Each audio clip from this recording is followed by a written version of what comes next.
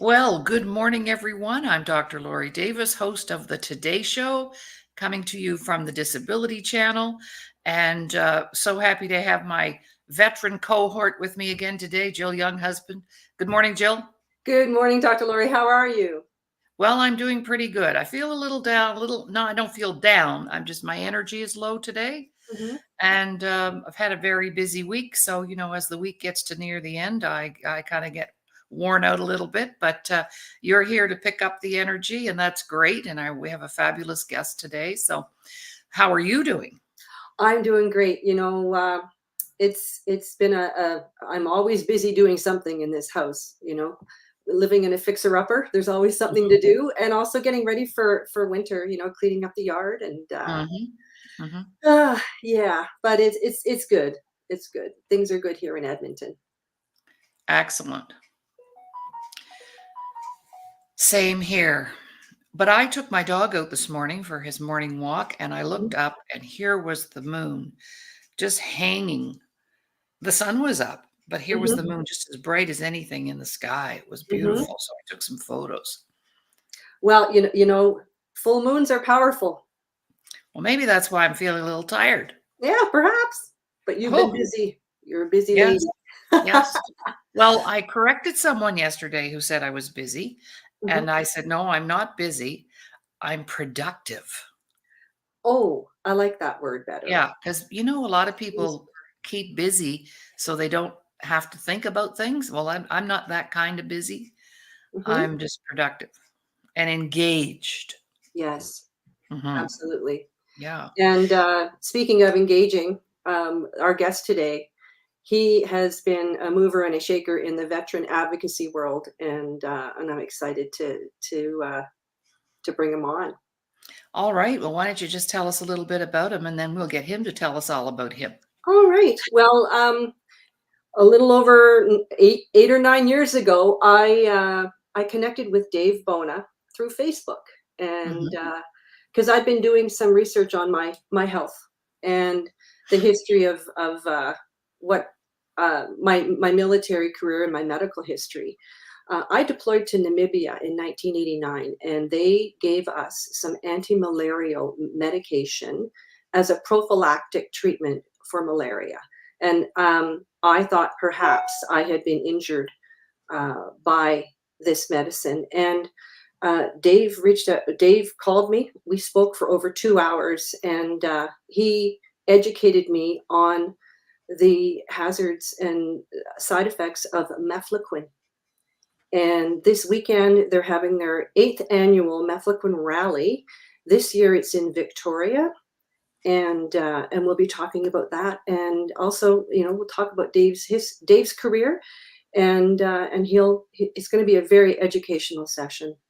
All right. Hmm. Well, I believe our dear friend Stephen Beardwood is writing a book about this.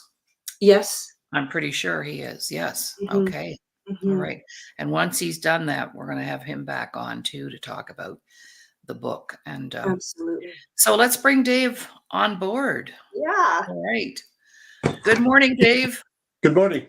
Hi, Dave. Wel- Hello. Welcome to the show. Welcome to the show. Yeah. So, Dave, can you give us a little bit of background about your military career? Obviously, you served with the Canadian Airborne Regiment, and how you got involved with the mefloquine awareness advocacy. Yeah. I joined the military in the early 80s. Hmm. I was in the militia for a few years, and then I went regular force. Ended up with the 1RCR out in London. Went to Cyprus, Saudi Arabia for the first Gulf War. Then it was Somalia and then Rwanda. Then after Rwanda, my career sort of imploded there, and I crashed and burned rather hard.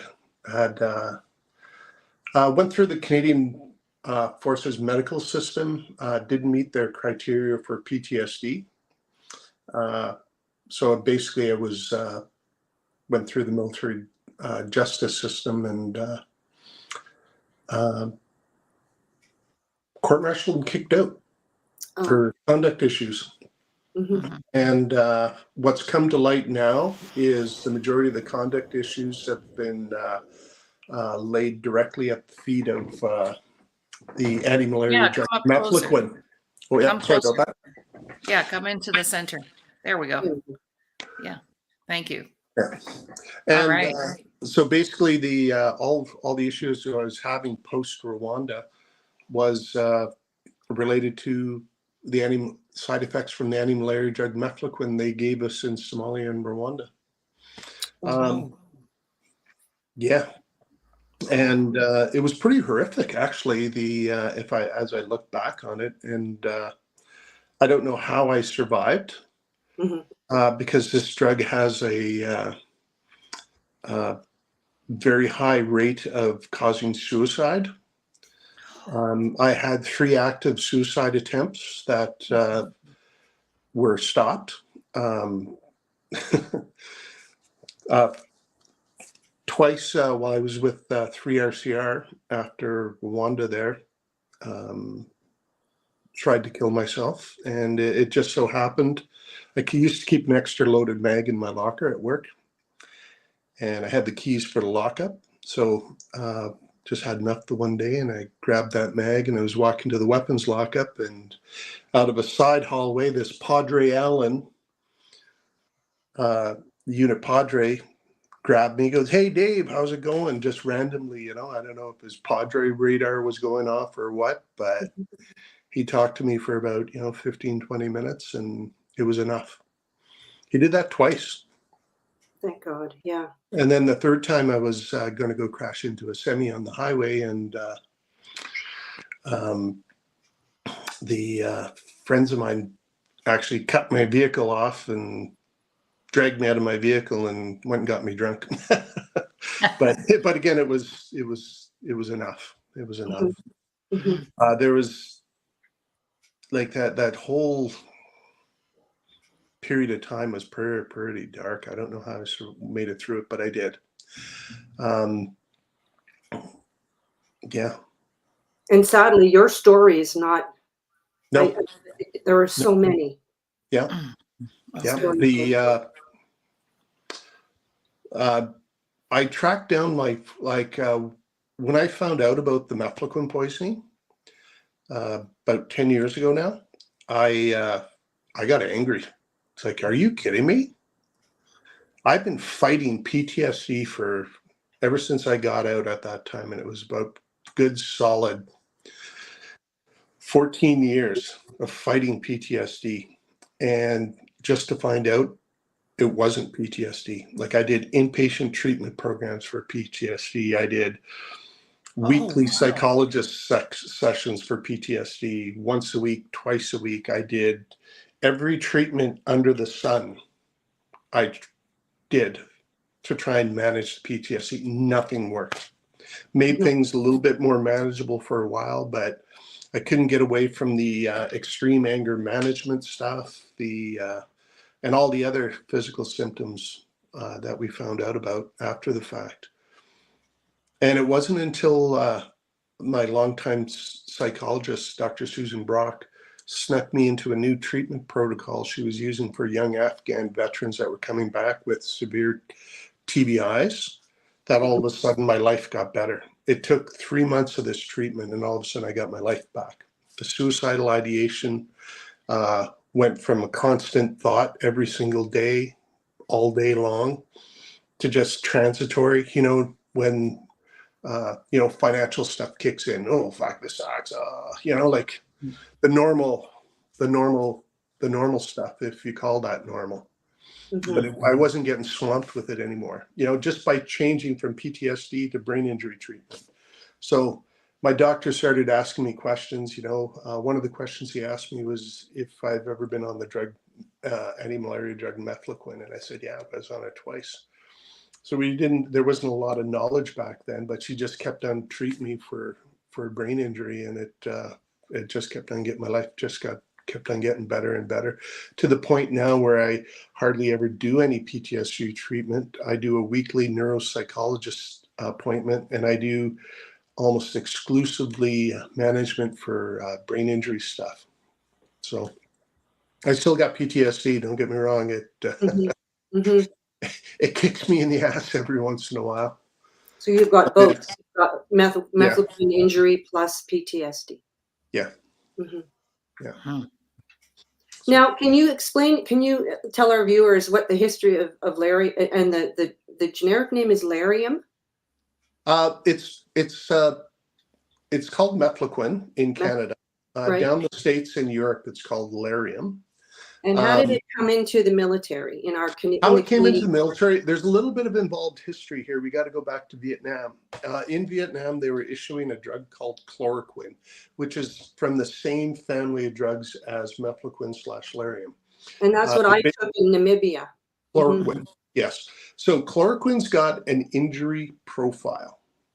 And that injury profile is what we have to talk about, because in Vietnam, more American soldiers were getting killed by malaria than they were by the Viet Cong or the North Vietnamese army. So the American military instituted an urgent operational requirement to find a replacement for chloroquine. They spent, like, way back in the 60s, 70s, they spent $100 million, and that was an astronomical amount of money back then. And they tested every compound they could get their hands on.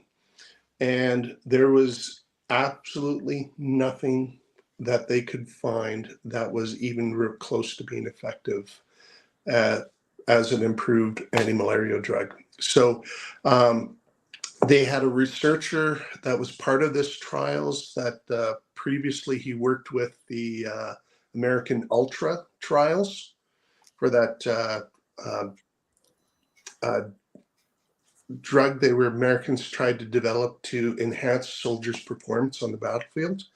The only time this guy was ever published was twice, and it was with the same compound. The one compound they found at the Agent Ultra trials that was actually beneficial, had all the properties that the American military wanted. Soldiers that didn't sleep, they were anxious all the time, reduced inhibition control. There was only one drug they found, and that was our early form of mefloquine. And it noted in the report also was that it had incidental anti-malarial properties. So keep that in the back of your mind. This researcher is working with this program for the anti-malaria drugs now. And at the end of this $100 million program, they had nothing. So this researcher mentioned the fact that mefloquine had these incidental anti-malarial properties.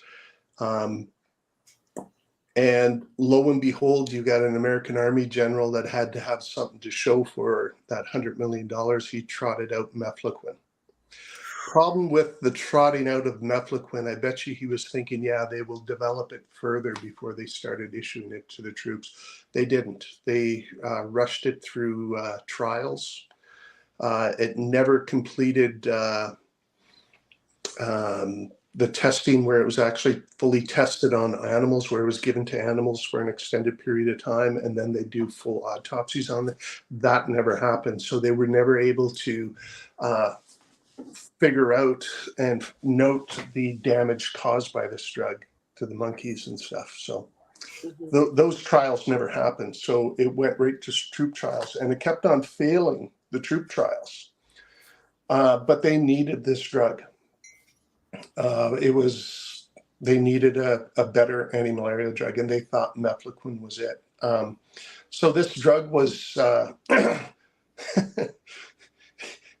it's actually nefarious what Roche did to get this drug through. And what timeline are we talking now at this point? This is the early 70s. Okay. Yeah, early 70s. Early 70s to mid 70s time frame. And then it just basically they tried it with a bunch of prisoners down in the southern states, and it failed.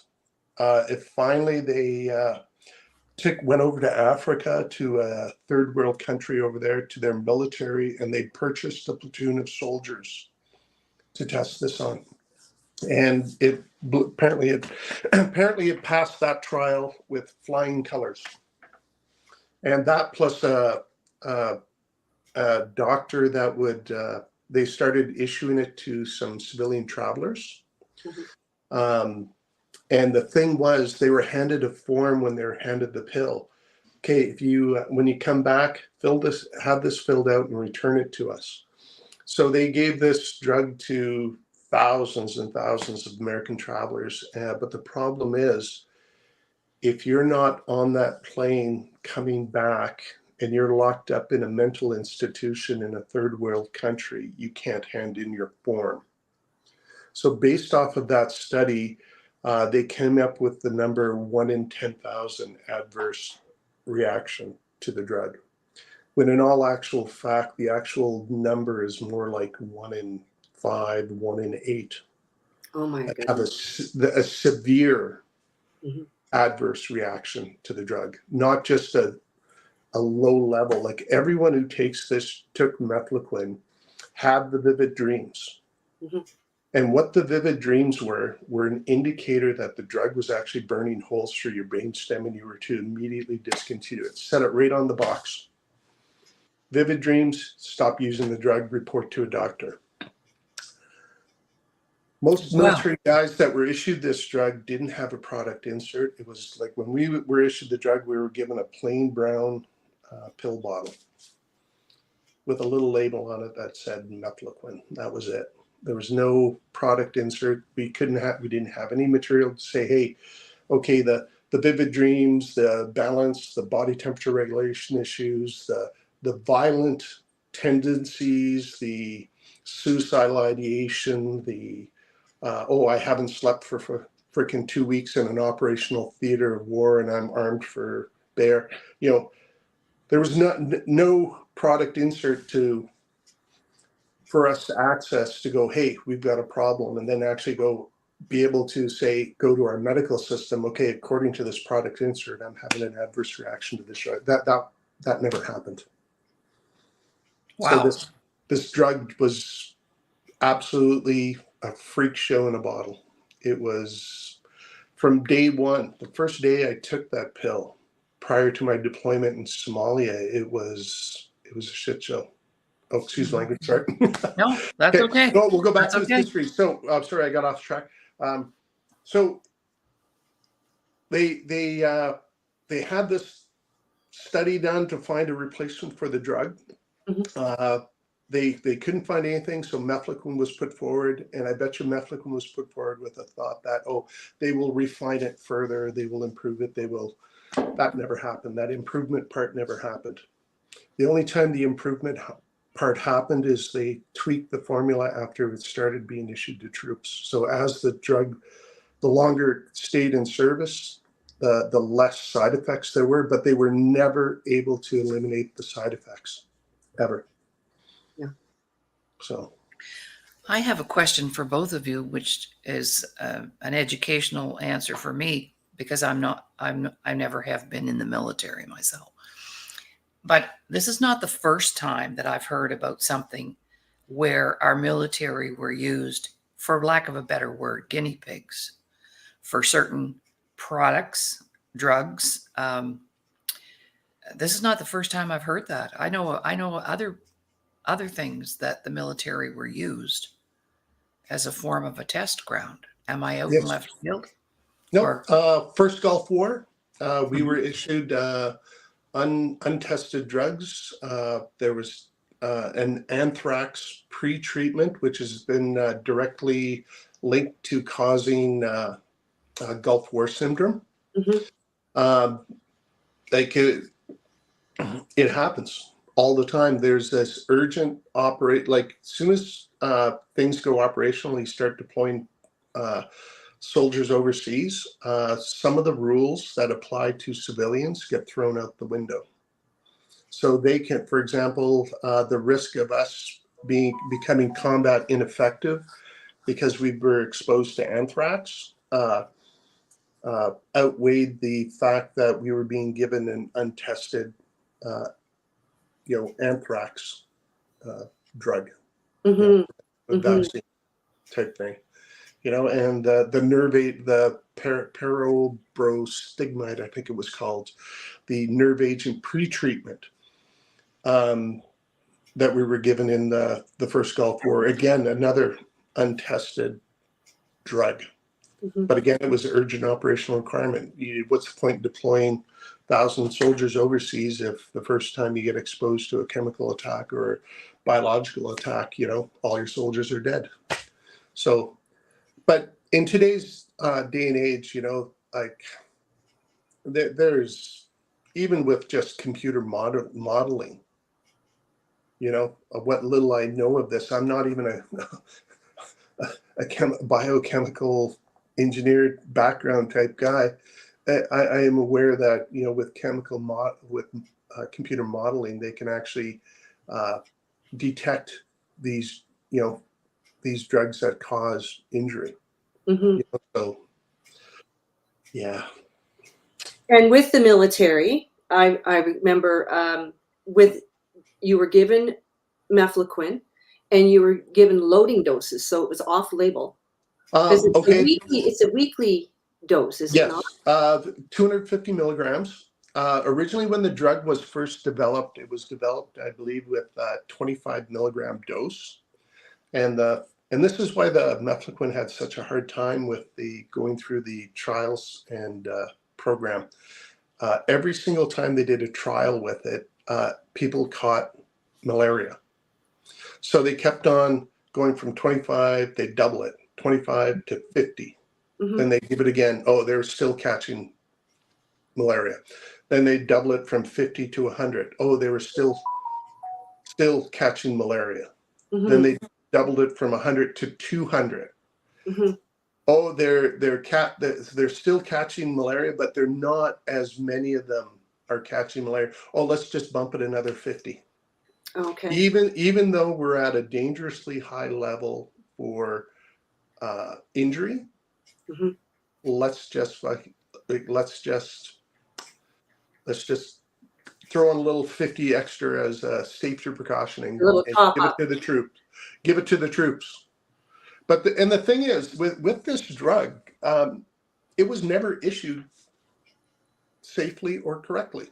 Mhm. The well, remind me, Jill. We got to talk about a loading dose, okay? Mhm. Mhm. Because right after I talk about this part here, Sure. the drug prior to your deployment, you have to start taking it 3 weeks prior to your deployment, 1 pill a week.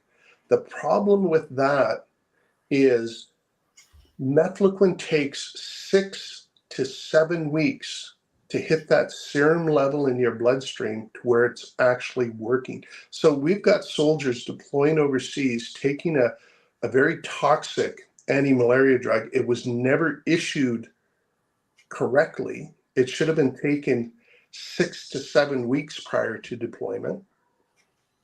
And then because it doesn't oh, everything about this drug is just, it was rushed. It was all the safety protocols were ignored just because it was dirt cheap. Right.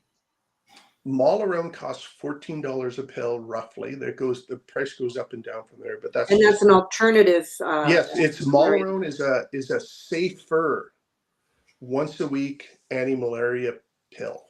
Mhm. Safer.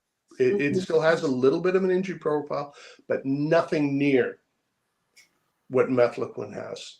Mhm. Nothing near. It's like we're talking like an 80 to 90% rate of injury with mefloquine, whereas Malaron you're getting less than 5%, if I remember correctly on the one study. So the difference there is quite startling. But here's the clincher. When you're deploying 1,000 soldiers overseas and you got to give them a pill once a week, okay? This is where the crappiness comes into effect. They made a choice. Okay, well, we know that with off these studies produced by the drug company, 1 in 10,000 of our soldiers will be injured by this drug. They were willing to accept that 1 in 10,000. just to get their hands on a pill that costs 14 cents a pill as opposed to $14. Whoa. They were willing to accept that one individual. But the thing is, these statistics were produced by the drug company. And they The were not. actual rate of injury is more like 1 in 5 or 1 in 8 or even higher. It's absolutely startling. Some of the stuff that's coming out now, like with regards to this drug, it's yeah. And now for our viewers, if I may sidebar, if our viewers are looking for information on the side effects of mefloquine, the Dr. Remington Nevin has founded the Quinism Foundation, and Yes. quinism.org is the Yes. website where our viewers can go and find out more information on what quinism is, which is it's a condition. It's mefloquine injury, quinism. Yes. Mhm. Wow. And quinism's the actual injury associated with mefloquine poisoning is called chronic quinoline encephalopathy. Basically, what in a nutshell, what that means is you have holes burned through your brain stem. Wow. And it's damaging the nerve clusters in your brainstem. Which affects all the systems. Mefloquine poisoning is a communication issue, and the communication is between your brain and your body and your body and your brain. Because if you look at the physical symptoms, what are the physical symptoms? Gastrointestinal issues. Okay, you have you go to the washroom a lot, and why do you go to the washroom a lot?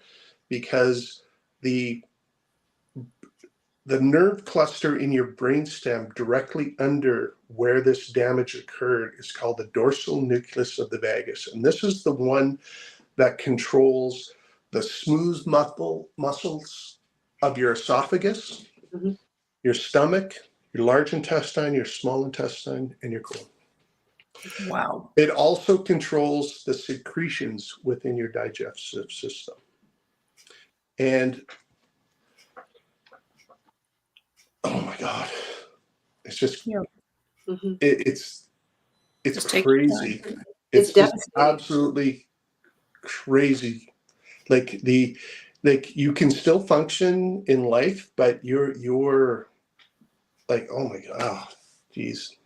Mhm. Sorry, I was just talking with someone there the other 2 nights ago, and her story was absolutely horrific. Oh my God. And she was a civilian volunteer working in Central America and stuff like that, and just the absolute, and I can't describe it any other way. It's absolute horror Mhm. what this woman was subjected to directly as a result of this drug. Because not only does it attack your digestive system, it also attacks your vestibular system. Because it affects your vestibular system because you have to understand your vestibular system. In your vestibular system, you have 3 main components. At the bottom of the feet, there's some nerves that detect how you're orientated, upright, your Mhm. orientation. That information goes from the bottom of your feet up through your brainstem to your brain. Also, there's oil-filled organs in your ears, inner ear, that information goes to your brain. There's also the visual component of the vestibular system. You actually have to see the horizon. If your other 2 parts of your vestibular system's compromised or injured or damaged in any way, the visual component will take over to compensate. But again, the visual component, that information goes through your brainstem. Mhm. So you have that part, the gastrointestinal, the visual. Now you got, let's talk about, it's not a physical symptom, but it's related to the vestibular stuff. And what we're finding now is people that have been poisoned by mefloquine have a very, very high level of anxiety. And Mhm. what that is related to is not the PTSD stuff, not anything else other than that damage to the vestibular system. Right. Because your vestibular system, it it's detecting something's wrong. So when your body detects something wrong, it sends a signal to the part of your brain that makes you anxious and makes you vigilant. Okay, there's something wrong with the body here. We might fall down and crash and bang or smash our face against the dirt. So what's going on, you know? The signal, there's this, like, because the vestibular system's damaged, it generates this incredible amount of anxiety. And did that make sense? Yes. Okay, sorry. I just sort of, Yeah. sometimes I get lost in my head here trying to think No, that's good. think No. a step ahead. So basically, with someone that's been poisoned by mefloquine, the best analogy I heard to describe how this person is if you take someone and stand them at the edge of a cliff, you know, 1,000-foot cliff. You stand them right at the edge. You grab them by the scruff of the neck, and you hold them just slightly off balance forward. That anxiety that's generated is what a person with mefloquine poisoning is feeling like 24/7. There's something wrong. There's Wow. something wrong. That's why we get such a high rate of individuals misdiagnosed with PTSD. It's this unrelenting anxiety related to the vestibular damage. So many people, because when you treat that symptomatically, how do they treat that? They treat that with, you know, anti-anxiety medications and stuff like that, you know, like, but the problem with the anti-anxiety medications is it's not treating the root issue. It's actually because a lot of these anti-anxiety medications are very toxic, and some of them have cause a lot of inflammation in the brain, and that they actually exacerbate the symptoms. Because what happens when you get something that gets like toxic around that damaged part of the brainstem, from like one of these anti-angs, it'll actually increase the amount of inflammation. As soon as the inflammation increases, the electric conduction of the signals through the damaged nerve tissue is decreased. So your symptom anxiety will increase. And some of those drugs, those antidepressants that they give out now, it's not getting on them so much as trying to get off them, because that's when suicide ideation can happen as well. Yes. When they're trying to wean themselves off. Because I have clients who've done that. I had one client, she was on 5 different kinds of antidepressants when I met her. She had 3 little kids, a high tense job, and it took her, she said, "Now I don't want to take these drugs." I said, "Well, you go to your doctor." But it took her 6 months, and we were in touch every other day to make sure she was safe. Yeah. Yeah, we've lost so many veterans to this misdiagnosis. It's actually criminal. Yes. What went on? There's the head doctor, head psychiatrist, and head doctor for the Canadian Armed Forces have got so much blood on their hands. They knew when we first brought this forward, they knew there was a problem with mefloquine, and they knew there was a problem with the soldiers under their charge. They knew about mefloquine, and they knew that these soldiers could have been poisoned by mefloquine. But you know what? They did nothing. Oh, you might have been poisoned by mefloquine. Let's try, instead of treating neuropsychiatric issues, let's try and treat a brainstem issue. They made the choice to disregard. They killed Canadian soldiers and veterans. They killed them. Canadian Forces doctors and psychologists. They knew there was a problem. To protect their jobs, they didn't stand up for their soldiers. They threw them under the bus. And that one psychiatrist, he was taking grants, $500,000 grants from drug companies to trial PTSD drugs on Canadian soldiers that have been exposed to mefloquine. He knew they were poisoned, and he knew he was causing harm but he wanted to protect his career and he wanted to protect his golden ticket. So I have a question for you, Dave, again, because of my ignorance. Oh, yeah. Is there such a thing as, when you say mefloquine poisoning, is that an ordinary dose of it? It's still poisonous? Yes. We're not talking people overdosing on it or anything. No, it's just, No. I had the first pill I took, that evening, I had my first seizure. I was walking up from the basement and my vision went black and I was seeing stars. I had a seizure the first day I took the drug, and I had a seizure almost every single day afterwards. And if I would have went forward with, say, to the medical system, saying, "Hey, my vision is going blank for a short period of time," number one, I would have been taken off the deployment. Number two, I would have lost my driver's license. Number three, I probably would have been kicked out of the Army. So you never don't say anything. Yeah. So like this drug, like it injured everyone that took it. There's no one walked away unscathed. Mm-hmm. Every single person that had those vivid dreams are an indicator to immediately discontinue use and go talk to a doctor. You may have an injury from this drug.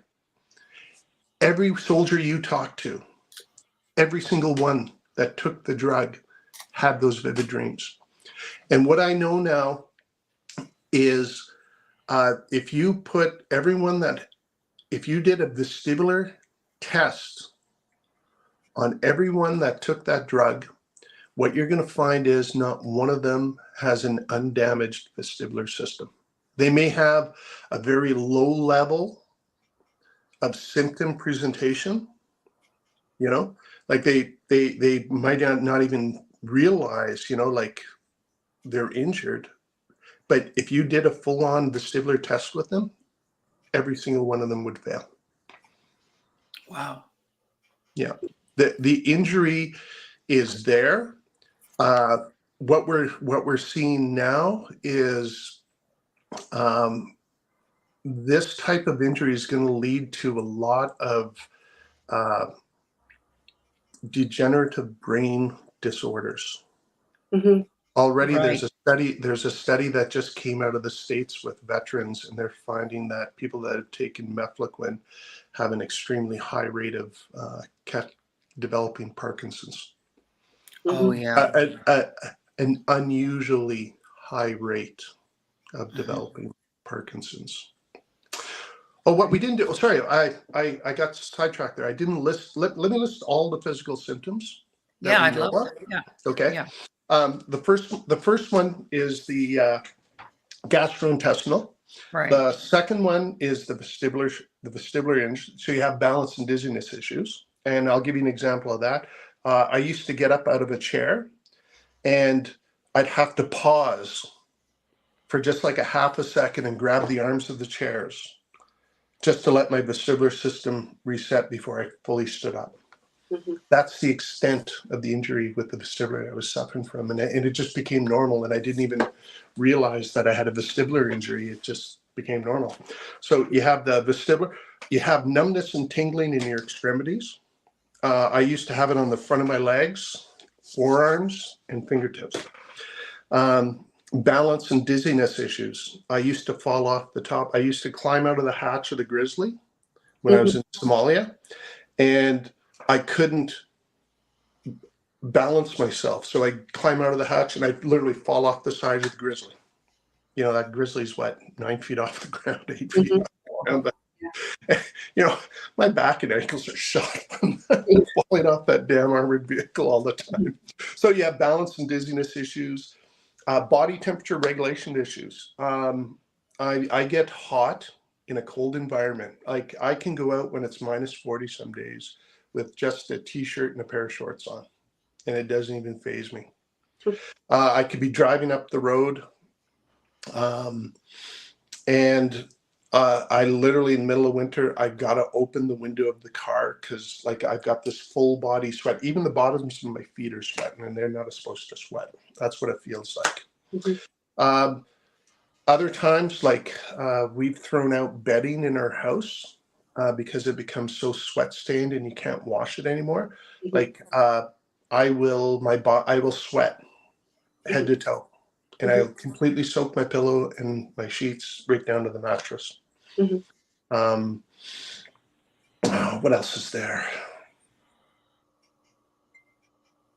Well, anxiety. Oh, yes, the anxiety. Yeah, the emotional side. Yeah. Yes, yeah. Tendon issues. I know there's joint issues.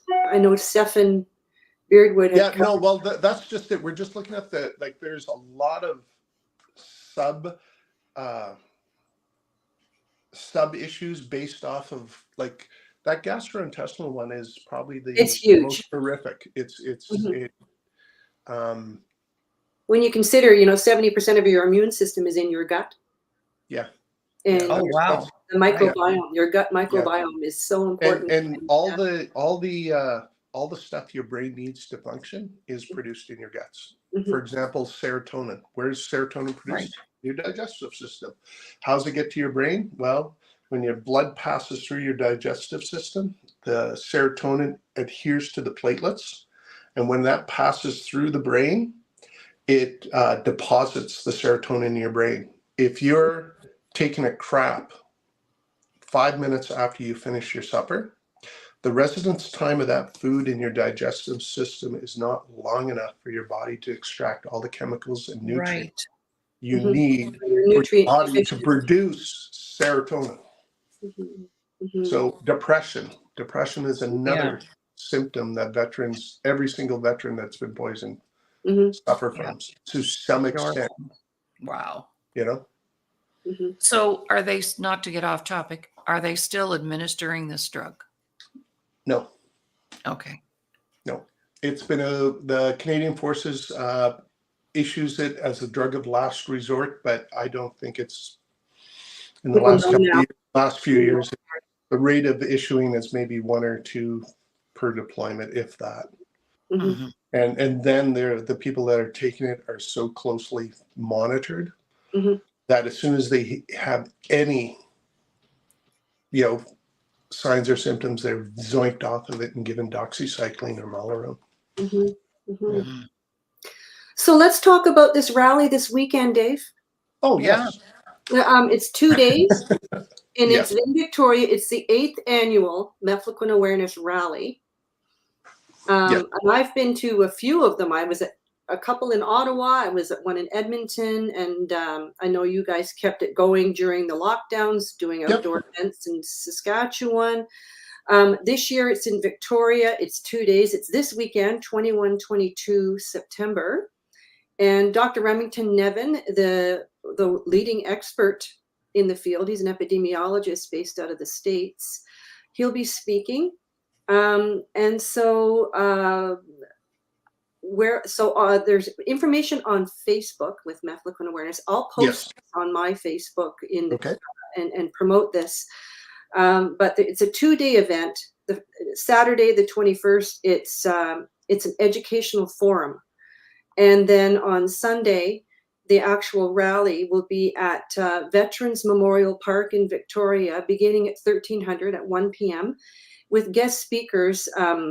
Kathy Wagenthal, she's an MP from Yorkton, Melville, Saskatchewan. She's been she's been a real supporter of the Mefloquine injured soldiers in Canada.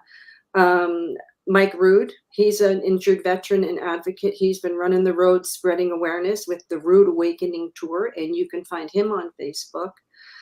And you'll be speaking as well, Dave. So you're going to be in Victoria this weekend to help educate the public.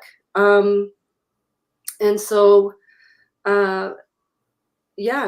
so what is it that you want to get out of these rallies? What is the main objective or objectives? Reach people. That's it. raise So we awareness, want the reach drug people. taken off the market for sure. We want the drug to be taken off the market. The mefloquin's pretty much on its way out completely, even from the civilian market. Mhm. But the thing is, now we got to deal with the fallout, and the fallout is injured people that don't know they're injured. For example, a lot of civilian, because it's still issued today. Mhm. If you go to a tropical disease medicine place anywhere in Canada, you can get mefloquin. Mhm. And they will give it to you, and people choose it because it's the cheapest alternative there. So people don't and usually with the civilian travelers, their travel is generally shorter and less harsh environments. So their rate of injury is not quite as severe as the military guys Mhm. and gals, but they do get injured. But where a lot of their symptoms start, though, because of their trips are usually of a shorter duration, is when they're coming down off the drug. And that'll be Right. anywhere from 3 weeks to 6 weeks to 2 months post they're returning to Canada. All of a sudden they're starting to, as the drugs leaving their system, they start developing these physical symptoms and they don't know what it is. And So they don't relate it back to no, mefloquine. no, you've been off the drug for a month or two, and you're starting to They develop take the something. anxiety, you're starting to develop the gastrointestinal stuff, you're starting to have all these physical symptoms, but the anxiety, that's the absolute killer, because as soon as you report to a doctor that you're anxious, boom, boom, boom, boom, they hit you with pills. Mhm. There's no other treatment. They boom, boom, boom, boom. And 9 times out of 10, these pills will start a slide for these civilians that it's absolutely horrific, because they're treating the anxiety symptomatically instead of going to the root cause. What the root cause is a brainstem injury. Mhm. And they are completely ignoring that because it's not even on their radar. So they're trying to figure out, oh, well, how was your childhood? How was this? Yeah. How was that? How, like they start asking all these dumb questions, just like the Yeah. Canadian Forces doctors did to me, oh, you have the oppositional defiance disorder, and like all this, Oh man, I these know. crap diagnoses that Mhm. just allow them to fucking just nail you with the pills, Yeah. Mhm. Yeah.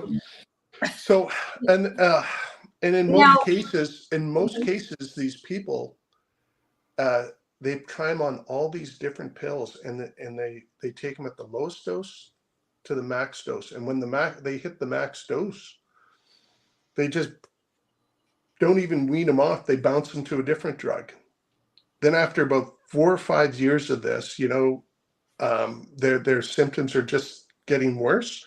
Their people are locked up in psych wards. They're receiving electrical shock therapy. Mhm. They're Well, I had a young RCMP officer that I worked with. He was out of the force, of course, yeah, on leave because of his mental issues. So he came to see me, had a gun on the seat, the passenger seat, trying to all of the way from, he came from Saskatchewan all the way over to Alberta, figuring out how he's going to kill himself when he got here. yep, And then he got here. 18 pills in the morning, 18 pills at night. yep, And he didn't know which end was up. Right. yep, yep. And some of those pills cause permanent damage. Mhm. Yes. Mhm. Permanent damage. Now, what I want to ask now, we're not medical experts, but what do you do now to mitigate your symptoms? I know Oh, like I there's said, my diet. doctor, Dr. Susan Brock, started me down the brain injury treatment protocols years Mhm. ago, and I pretty much exclusively, that's all I do. I literally have regained much of my functioning. Mhm. Like, don't get me wrong, if I'm not vigilant, I still have issues, because one of the things with the mefloquine poison, it causes these uncontrollable rages. Mhm. uh, Extreme negative focus, um, uh, the Australian lady there described her husband as walking evil. My wife, when I would have these mefloquine seizures, she would head the other way. But if when I was having one of these incidents, if I were to walk over to a mirror and look in the mirror, I would see a few definite signs that I'm having a seizure. The first and foremost being my pupils would be fully dilated. My skin would be pale. I'm having difficulty forming words. I'm walking with a slight lean to the left. Don't ask me why that happens, but I've had several veterans report the same thing. And that is the signs that this seizure is happening. Can you stop a seizure? Mm-mm. You have to let it run its course. So Yeah. these extreme anger outbursts,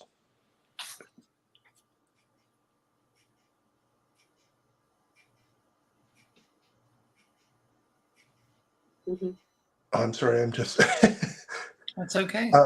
because usually when I would have these, I would devastate my family. The effect on my family and those around me, my work co-workers. I used to work as a framer. I had a young framer named Josh, a lippy little shit. Uh, I had one of these seizures the one day at work, and he was getting a little bit lippy with me. And I literally, the only reason that boy is still alive is I'm 6'4", 260 pounds, and he was 160 pounds, and he could run through the roof trusses faster than I could. Because if I would have caught him, I would have thrown him right off that fucking roof. But that's how bad the rages are. Like you 0 to 60. I've had a road rage incident in Edmonton. I beat a guy pretty bad.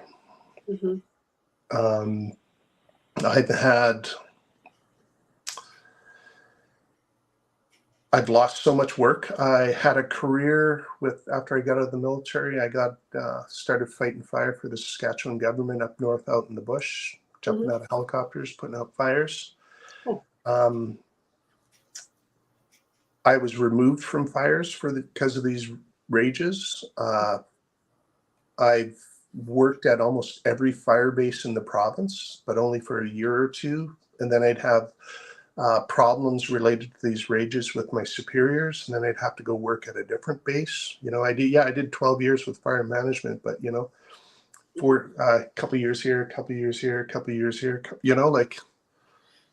I've been fired from job after job after job on Civilian Street because of these rages.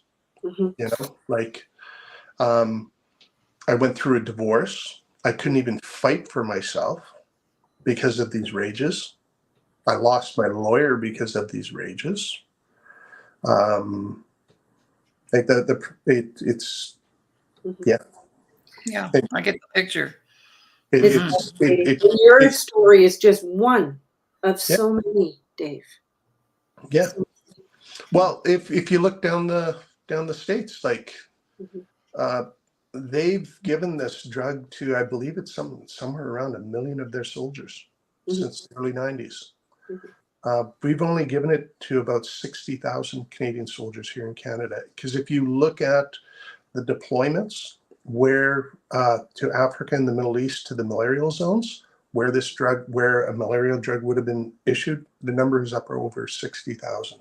So there's an estimate that's the estimated number. We haven't been able to confirm it, but that is the estimated number that Canadian guys have been exposed to this drug. And before I forget, there's a class action, there's a mass tort lawsuit with Canadian veterans who were poisoned by mefloquine through Howie Saxon Henry out of Toronto. And Paul Miller is the lead lawyer on that. And how many plaintiffs now? I think it's over 2,200. 2,200. Okay. Yeah. Well, we're going to have to bring Dave back because our time is up. Yeah. Is this not like the fastest hour of the day? Well, when it's really important Yes. information, Yeah. vital information. This will save Well, lives. the Dave. one thing before we go, if we do get one thing out, we Mhm. got to let people know that there is hope.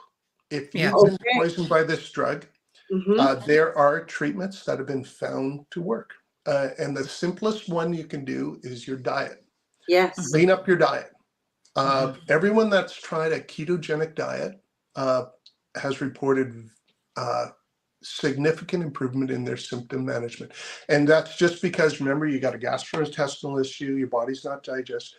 Basically, ketogenic, it's a very protein rich, clean Mhm. diet. There's not a lot of sugars, there's not a lot of, Right. so High it, fat, high protein. yeah. So Right. a lot of people are reporting good results Oh, and good. symptom reduction with that. That's something simple. Next thing is with the gastrointestinal issues, because your guts are over secreting, that's a syndrome called wet gut. Mm. So to counter that, you go to a health food store. Don't go to your doctor. Go to a health food store.